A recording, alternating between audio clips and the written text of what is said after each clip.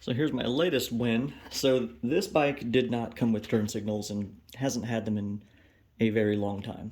And so my goal was to actually add a functional system. The first thing I found was going down here. So this relay was bad. And so I just replaced that with a good relay.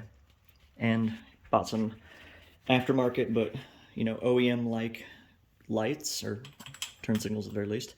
And they work. But also, just as importantly, the switch works, the bulbs work, relay goes clicky, things are gravy. Except the rear ones, no worky. Now, my understanding is the way they should work, at least can work, is that they ground through the bike itself, through the frame. But what I found is, I don't think that's happening. So I just took some speaker wire and jammed it in here into a ground. And guess what?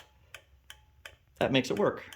So all I gotta do is buy some grounding wire that terminates in the whatever butt connector these things are called to actually attach, and then have the other end on a washer and just get that into somewhere in there so that it actually provides that ground, and boom. But hey, working turn signal system on a bike that hasn't had it in 2 decades. So calling that my win for the day.